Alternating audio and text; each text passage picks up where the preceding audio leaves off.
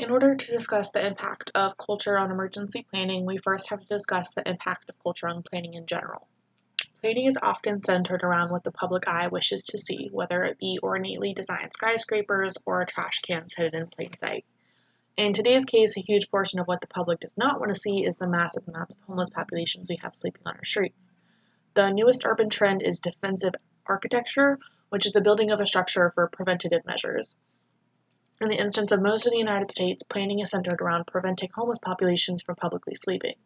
Section benches and spikes placed under freeway overpasses are just a couple ways that the culture we have built to despise the sight of homeless people has affected the lives of everyday planners. One of the primary points I hope to make in this presentation is the massive amounts of inequality following a natural disaster, specifically the amount of preparations and responses that directly assist those with extreme wealth and punish or inconvenience those in impoverished areas.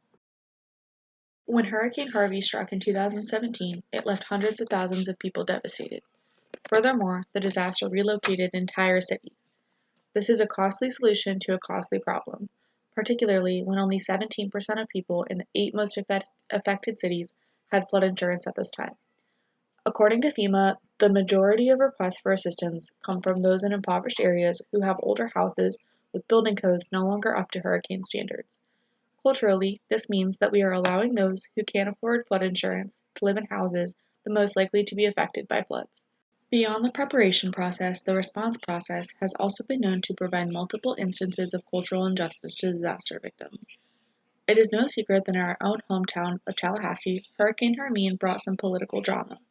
Our mayor, Andrew Gillum, and other public officials were accused of halting the restoration of power to the state's capital. Even further, Gillum was accused of restoring power to political leaders before the rest of the city's population. These claims were later disputed by Gillum on Facebook, but instances of inequality in emergency responses are not few or far between. On a lighter note, there are also many success stories when it comes to culture shaping emergency planning and response. When it comes to priorities of our nation following a natural disaster, it is widely known that schools, hospitals, and nursing homes are top priority. This simple fact cannot be stated for all countries of the world, and our cultural appreciation for those in need does not fall short after a natural disaster. The attention to our needs and wants as a society largely influences the actions of emergency planners, a consideration that is not taken lightly.